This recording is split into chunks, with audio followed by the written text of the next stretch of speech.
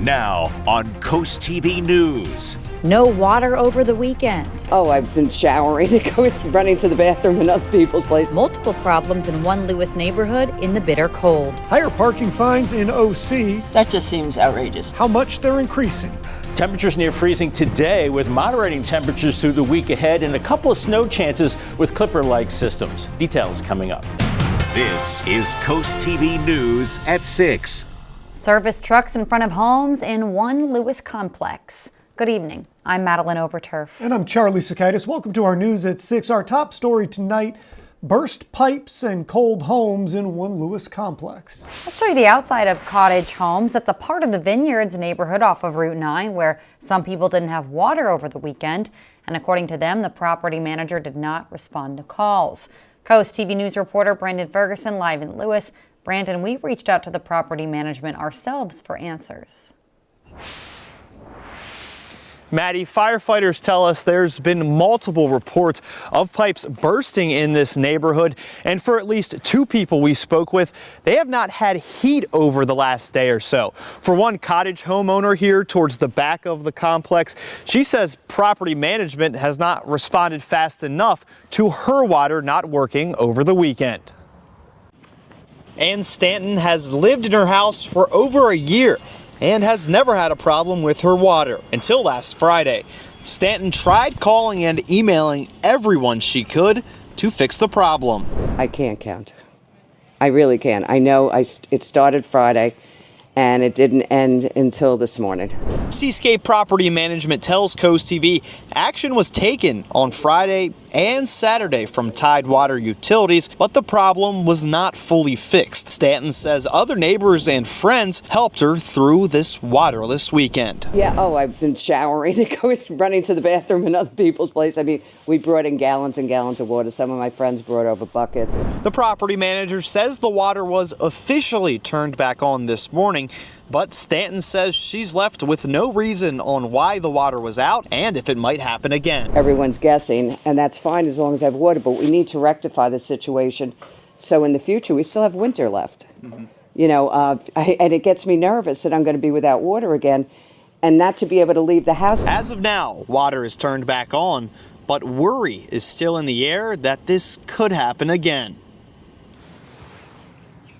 The property managers say they acted as fast as they could to fix the problem, but Stanton says she's still worried that this could happen again. Live in Lewis, Brandon Ferguson, Coast TV News. Although no reason was given to the homeowner where Brandon was at, freezing pipes are a possibility with those freezing temperatures. We've spoken with plumbers across Delmarva who recommend letting faucets drip, opening cabinets' doors to circulate warm air, and insulating exposed pipes. And if you're not home, try to set that thermostat 55 degrees. Snow still sticking around and showing no signs of melting anytime soon. It's been over a week since snow hit Delmarva, and while the snow missed us this past weekend, the cold temperatures are still here. We spoke with somebody who lives in Milton who was attempting to get outside and walk, and they told us they're ready for winter to be over. It's very nice today. I love the sun. It's much better than yesterday. Yesterday was actually a little hard to breathe because it was so cold. Today, not so bad. I am so over this. I've been over it for 2 weeks.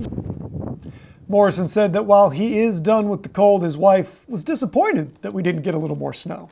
The cold even kept the Cape May Lewis Ferry from setting sail. Icy conditions hit the Delaware Bay and even more so on the Cape May Canal. Just look at that frozen footage there, my goodness. While the ferries are normally able to break up some ice, this morning proved to be just too much. And the director of the ferry says tugboats are working to help, but it's not the first time ice has put a pause on operations. We had a shutdown in 2018. We were closed for about 8 days.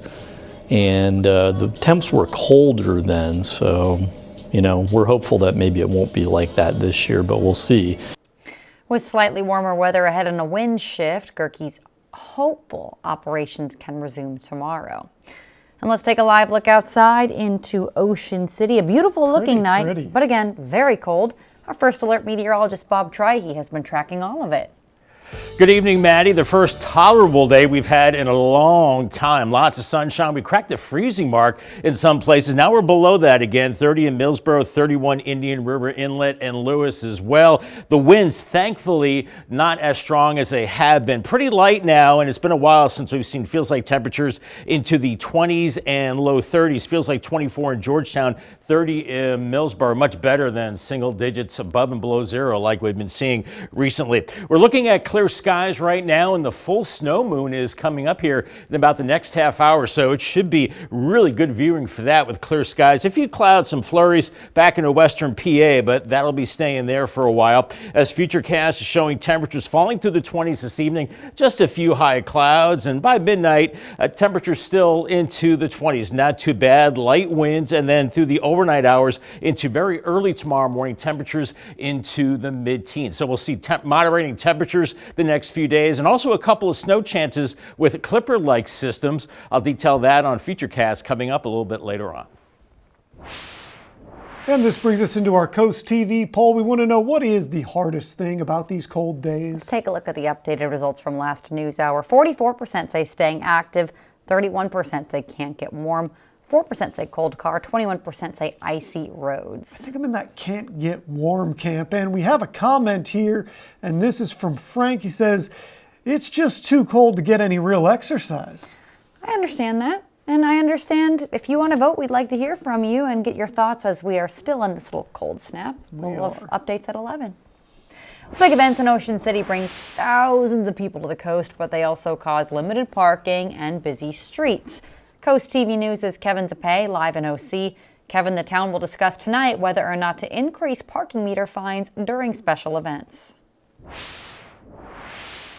Maddie, if you only paid for 1 hour of parking before going to, let's say, Ocean's Calling, and then you come back 2 hours later, you'll probably find a ticket on the hood of your car. Now, that ticket would be a $50 fine right now, but the Ocean City Council will be discussing tonight whether or not to increase or double that fine for during special events, which means if you pay for an hour of parking and lost track of time dancing at Ocean's Calling, the usual $50 fine would jump up to a $100 fine. People we spoke with today have mixed reactions to the possible change. I do understand if people are not taking care of their parking obligations, there is a penalty to be had for this. Ocean City's come a long way in making it so user-friendly and great events and a fun place to air show, all these great things. Why leave people on that sour note when you go to your car and you see you've been fined? Now, if the council approves the first reading tonight, it'll then go to its second and final reading during a future council meeting. I'm Kevin Zapay, live in Ocean City, Coast TV News. You're looking at a Jeep submerged in Millers Creek in Ocean View in that area. Look at the pictures here. According to the Millville Volunteer Fire Company, they responded just before 2 a.m. this morning. They say the driver got help getting out of that Jeep and then was taken to a local hospital. A legal fight over Delaware's new medical aid in dying law is heading to a federal appeals court.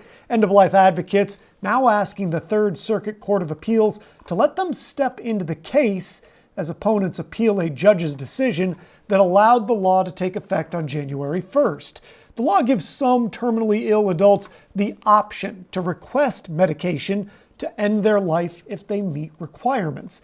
A federal judge already dismissed the lawsuit last month, ruling that the law is voluntary and includes safeguards. Opponents of similar laws have challenged them in other states, but those efforts have not stopped access so far. Millsboro is considering a change to its town code that could allow for food trucks all year round. Right now, they're only permitted during festivals and events. According to the agenda, the change would allow these businesses in the highway commercial district. Most trucks in the Millsboro area are only used for private parties and catering. Town Council will gather at 7 p.m. to discuss. Staying in Millsboro on Wednesday, February 4th, Millsboro Police hosting a free training session on crime prevention and internet safety. It's to cover tools, awareness about online scams and fraud. That's 6 p.m. at the police department, but you do need to register online. Growth on the coast is a big issue. We have a lot of issues with people wanting to live here, which is a good problem to have. But we have issues with infrastructure, roads, development, a loss of open space, creating conflict and concerns. Well, CoastTV News has investigated all the deep-seated issues that brought us to where we are today. On February 4th, that's this week at 7 p.m., join us for a 1-hour special to help you understand the price of paradise, growth on the coast. And we're just getting started this evening. Girls hoops on Delmarva on DSN, the sports network, previewing a Bayside North matchup between North Carolina, the Bulldogs, and Queen Anne's County in the Lion's Den. We finally saw temperatures climb above the freezing mark today for a lot of us. 33 in Georgetown, the low is 18. Normal's now 46 and 29. We're going to be below normal for a while. Congratulations to Tricia Lemp from Millsboro on winning a brand new umbrella from Coast TV and Paul Davis. We have moderating temperatures on the way and a couple of chances of snow, light snow. I'll have that forecast coming up a little bit later on. But first, underneath a car covered in salt, what you can do to prevent damage when we're back in just 60 seconds. This is Coast TV News at 6. With recent snow and lingering ice, crews were out brining the roads. Coast TV News reporter Anna Sophia Roman shows us what this could mean for your car now that the storm has passed. Underneath a car covered in salt. That's what happens to many cars after driving through brine roads. Robert Craner, owner of Milton Auto Care, warns people of what could happen if it's not taken care of on time.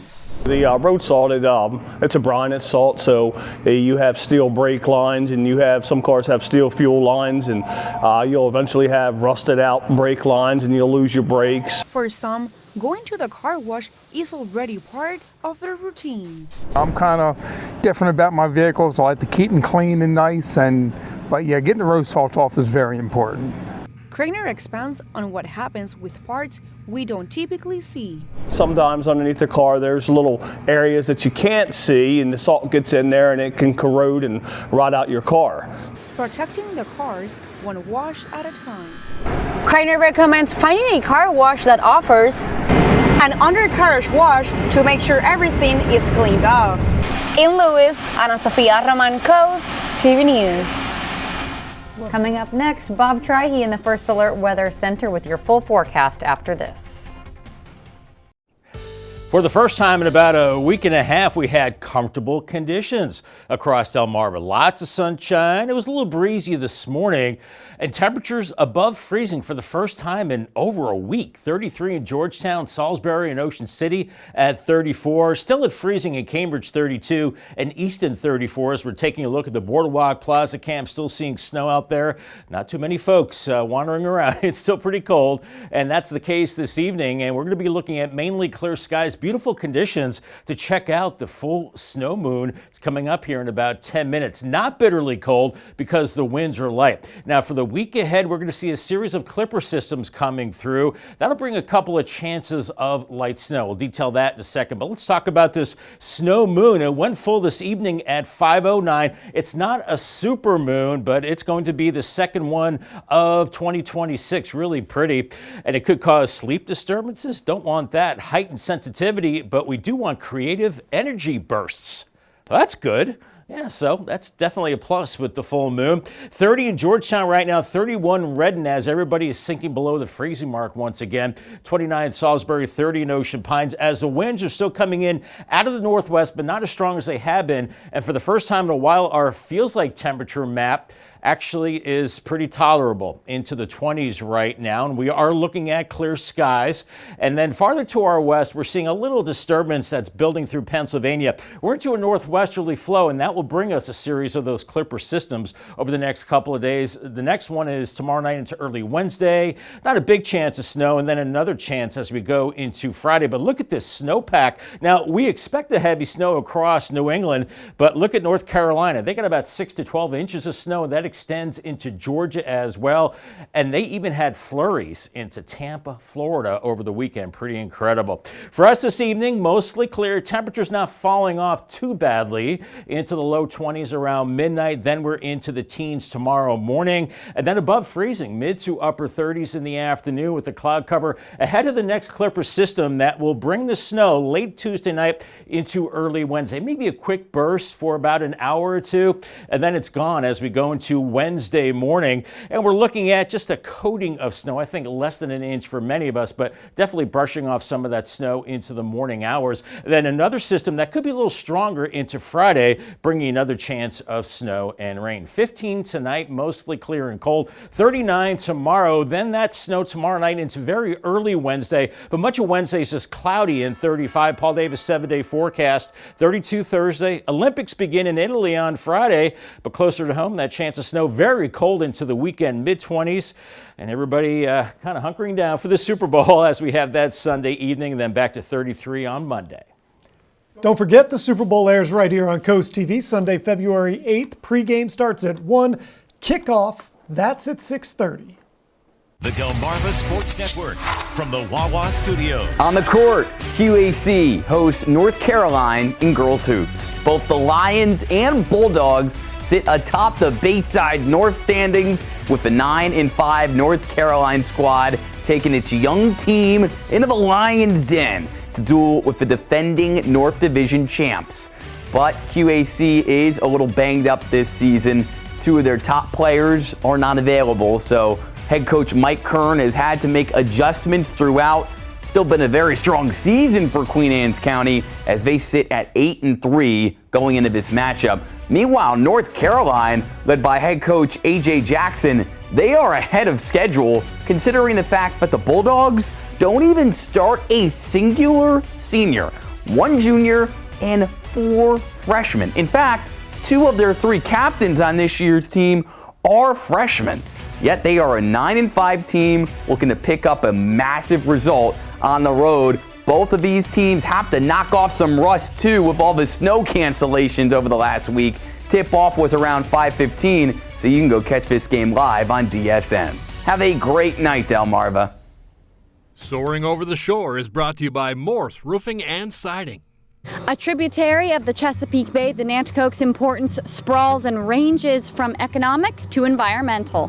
According to DelawareWatersheds.org, the Nanticoke is one of the Chesapeake's healthiest rivers. 725,000 acres of the watershed helps plants and animals. Lots of properties on the National Register of Historic Places line the Nanticoke's banks. And according to the Nanticoke Watershed Alliance, the river has the highest concentration of bald eagles in the northeastern U.S. So whether you boat, float, or simply walk by, the Nanticoke's significance continues. Pretty much perfect conditions to check out the full snow moon.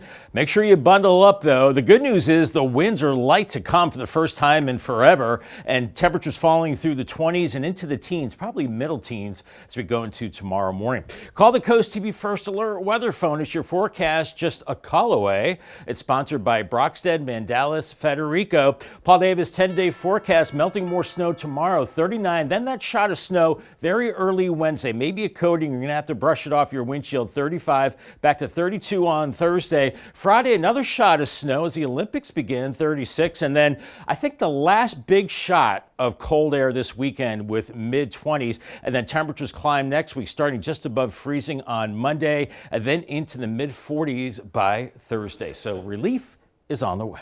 Love that, Bob. Thank you, and thanks for joining us here for Coast TV News at 6. For more news, for more of our local weather, download our Coast TV News app. The NBC Nightly News is up next. And we'll see you later tonight on Coast TV News at 11.